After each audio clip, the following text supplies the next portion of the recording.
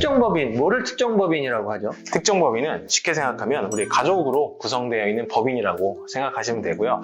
이 이익을 받는 주주 한 명당 1억이 넘지 않으면 증여세를 부과하지 않는 규정이 있습니다. 예. 예를 들어 주주가 한 명이면 이 법인을 통해서 1억이라는 자산 이전을 할 수 있는 거고, 주주가 4명이다. 그러면 매년 4억씩 자산 이전을 할 수 있는 부분들이 생기게 됩니다. 아마 이제 이 유튜브를 보고 계신 분들이 전국에서 금융영업을 좀 열심히 잘하고 싶은 분들이 많이 보실 텐데, 네. 그분들 입장에서는 대부분 컨설팅이라는 게 이제 세무 노무에 대한 지식이다 보니까 네. 용어도 좀 생소하고, 또 이 용어가 어떤 걸 의미하는지도 잘 모르겠고, 네. 또 내가 몇 마디 그냥 이런 전문 용어를 쓰면서 그 분야의 고수인 것처럼 보이고 싶은 마음은 강하고, 네. 이런 현상들이 지금 많이 혼재되어 있거든요. 맞습니다. 처음에 이제 용어는 어떻게 좀 습득을 해야 될까요? 어떻게 내가 인지를 해야 될까요? 용어는 사실 가장 빠른 방법은 책보다는 저는 오히려 이제 온라인 컨텐츠를 통해서 이 용어들에 대해서 이렇게 쓰는구나라는 것들을 충분히 간접적으로 경험하는 게 중요할 거라고 생각이 되고요. 그러면 그 용어를 통해서 내가 알아야 되는 어떤 세법적인 지식이나 컨설팅에 대한 부분이 어떤 부분이 있는지를 거꾸로 찾아가는 과정을 통해서 고객한테 접목을 해보는 거죠.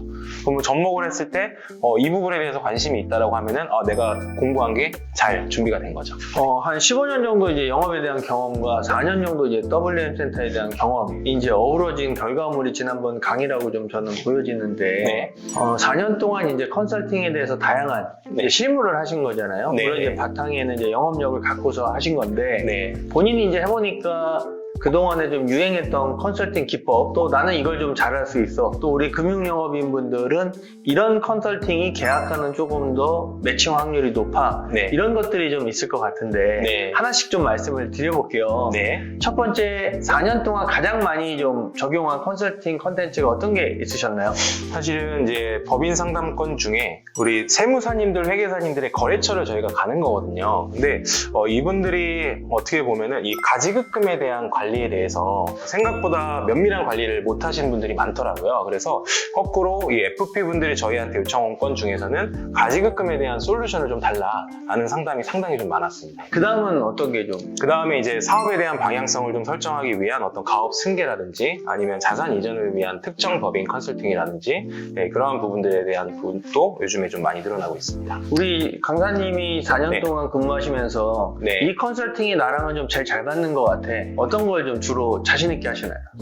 말씀드린 것처럼 이제 가지급금 솔루션을 열심히 좀 잘 습득을 해서 하고 있고요. 그리고 최근에는 이제 유행하고 있는 부분들이 이제 가족법인을 활용한 자산 이전 컨설팅 부분들을 요즘은 또 자신 있게 컨설팅으로 하고 있습니다. 보험 계약 사례랑 제일 높은 거는 네. 어떤 컨설팅이 좀 높을까요? 계약 사례와 가장 밀접한 부분들은 아무래도 이제 고객에게 세무적인 큰 절세 혜택을 주는 부분이다 보니까 상속증여와 관련된 부분들, 그리고 또 가지급금을 해결해 줄 수 있는 부분들, 그러한 세무적인 효과를 줬을 때 고객은 이제 고마워서 계약을 하는 것도 있겠지만, 사실은 본인이 어차피 필요한 부분들에 대한 보장을 준비한다는 측면으로 잘 세일즈가 연결이 된다라고 하면은 효과가 또 극대화되더라고요. 실질적으로 이제 우리 강사님이 좀 많은 상담 중에 네. 기억에 남았던 사례 하나 좀 말씀해 주신다면 어떤 게 있으세요? 최근에 이제 진행하고 있는 이제 사례인데, 코로나 시기에 사실 경기가 안 좋았잖아요. 여러 가지 좀 영향이 있었는데, 이제 식자재 유통업을 하는 대표님이셨어요. 그래서 코로나 시기에는 회사가 계속 마이너스 결손이었죠. 그런 상황에서 2023년에 재무제표를 보니까 갑자기 과거의 매출보다 한 두세 배 정도 성장을 한 거죠. 당연히 이익도 많이 나고 있고요.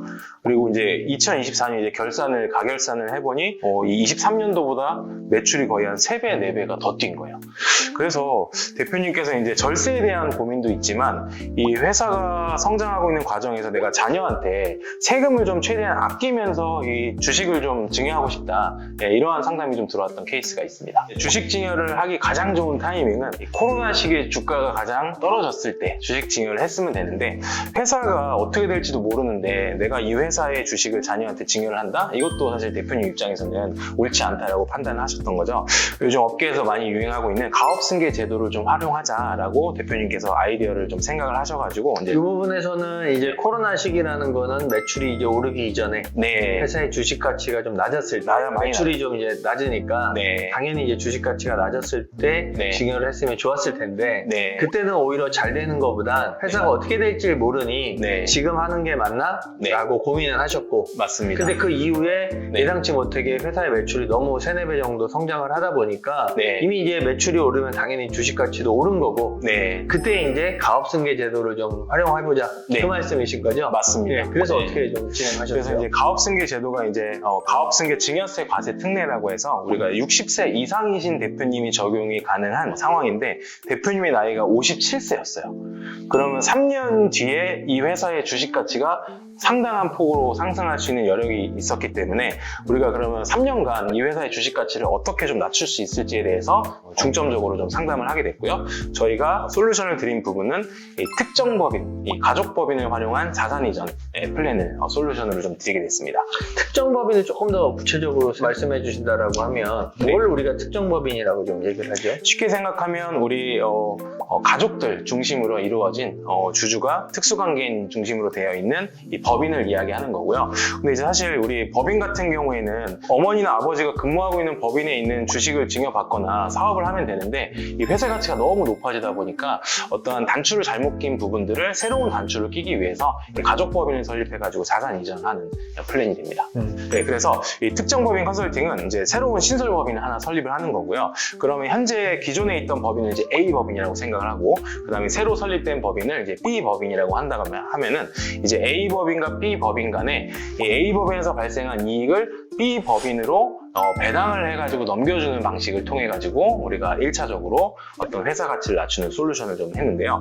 사실 이 회사가 매년 발생하는 이익이 한 10억에서 20억 정도의 이익이 계속 날 것으로 예상이 됐어요. 그러다 보니까 매년 20억씩 이익이 누적되다 보면은 예를 들어서 증여특례를 적용하는 60세 시점이 되면은 주식 가치가 200억이 넘어가는 거죠.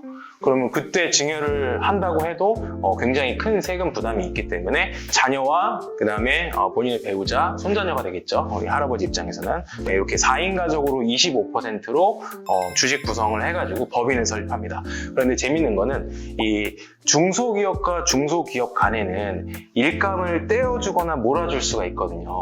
그렇게 되면은 이 신설법인에서는 무상으로 이익을 얻은 건데 이거를 증여로 보지 않아요.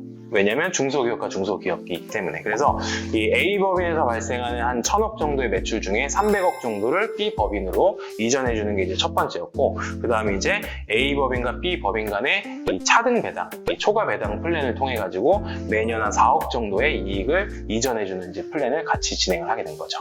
그리고 이제 추가적으로 우리가 이제 경영인정기 상품, 세일즈 많이 하시겠지만 경영인정기 상품으로 월납 한 3천만 원 정도를 가입을 하게 되면은 1년이면 3억 6천 정도가 또 비용 처리가 될 수 있거든요. 그러다 보니 전체적으로 우리가 생각했던 회사 주식가치 200억보다 한 50억 정도를 낮춰가지고 150억 정도로 3년 뒤에 증여특례를 할 수 있다라고 이제 솔루션을 지금 진행하고 있는 상황입니다. 그러면 이제 우리 영업을 열심히 하시는 금융영업인들 입장에서는 특정 법인이라는 게 좀 생소할 수도 있고 네.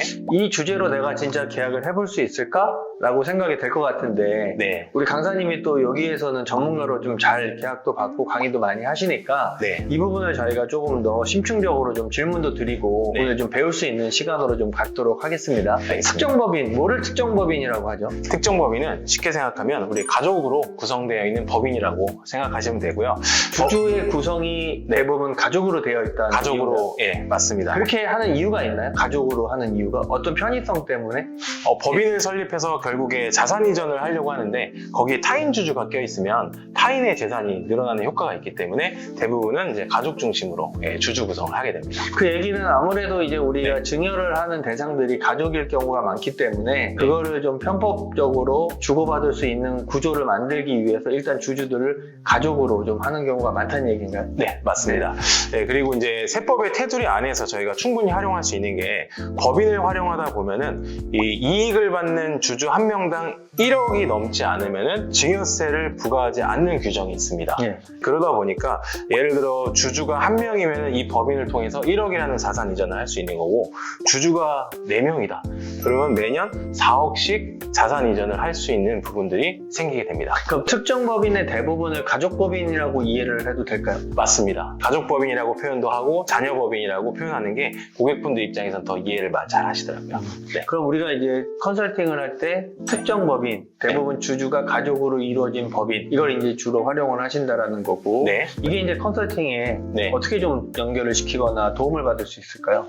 현재 이제 부모님이 운영하고 있는 회사가 같이 성장하는 속도가 워낙 빠르다 보면은 상속이나 증여로 갔을 때 세금 부담이 훨씬 커지게 됩니다. 그러다 보니 어느 정도 현재 아버지 회사의 주식 가치를 조금 떨어뜨리거나 아니면 유지하기 위해서 새로운 신설법인을 설립해가지고 거기에 회사에서 발생하는 이익을 이전시켜주는 플랜으로 이제 가는 거고요. 그때 활용할 수 있는 게 법인과 법인 간의 초과배당 플랜을 통해 가지고 활용할 수 있습니다. 초과배당이라는 건 어떤 걸 좀 의미하죠? 예를 들어서 새로운 신설법인을 설립한 다음에 아버지 회사의 지분을 1%를 가져갔다고 가정해 볼게요. 그러면 원래는 이 아버지 법인의 주주는 아버지가 100%였다가 99% 대 1%가 됩니다. 그러면 1억이라는 배당을 하게 되면은 이 아버지가 9,900만 원을 가져가고 100만 원을 자녀 법인이 가져가는데 이 대주주인 아버지가 배당을 포기하게 됩니다. 그럼 원래는 9,900만 원 대 100만 원의 배당을 받아야 되는데 그것보다 초과하는 배당 금액이 발생하겠죠. 그래서 그걸 우리가 초과 배당이라고 표현하게 되고요. 배당은 기본적으로 이제 균등 배당을 하는 게 일반적인데, 균등의 원칙입니다. 그거랑 좀 우리가 다르게 좀 활용을 할 수 있는 거고, 네. 그 구조를 만들기 위해서 일단 지분으로 이루어진 이제 법인을 설립하는 거고, 네. 거기에 따라서 또 우리가 네. 또 활용하는 게 불균등 배당, 네. 초과 초과 배당, 배당. 이런 네. 것들을 좀 진행한다라는 얘기죠. 네, 그러면 맞습니다. 여기서는 우리가 이제 영업을 열심히 하시는 우리 금융인 분들은 배당에 대한 개념도 좀 갖고 계셔야 되는 거네요. 네, 맞습니다. 예. 그래서 이제 1억의 배당금이 이제 결국에 자녀법인으로 온전하게 이전이 되는 과정에서 자녀가 주주가 1명이면은 이 1억까지는 증여세가 없다 그랬잖아요. 네. 온전히 아버지 법인에서 자녀 법인으로 1억이 넘어가는 건데, 예를 들어 주주가 4명이다. 매년 4억씩 아버지 회사의 이익이 자녀 법인으로 이전이 되는 거죠. 그럼 매년 4억의 이익이 발생한다라고 생각하면 우리가 예를 들어서 이익률이 10%인 회사를 예를 들어 볼게요. 그러면 매출을 40억을 넘겨줘야 4억의 이익이 남는 거죠. 그렇죠. 그러면 결국에는 이 법인 간의 차등 배당을 통해서 매출을 넘겨준 것과 같은 효과가 발생하는 게 어떻게 보면 이 차등 배당의 핵심 플랜이 되는 겁니다. 그럼 우리 강사님이 이런 걸 제안했을 때 고객이 나는 안 할래 라고 하는 것들의 거절 처리에는 어떤 유형들이 좀 있어요? 물론 고객분이 결정하셔서 진행을 안 하실 수도 있겠지만 당연히 많이 발생하는 부분들을 그냥 간과하실 거냐 아니면 도전을 해보실 거냐 그렇게 좀 얘기를 좀 드리고 있는 편입니다. 대부분 고객분들이 좀 긍정적으로 수용을 하시나요? 대부분 이 법인과 법인 간의 차등 배당을 하시는 분들은 회사 가치가 이미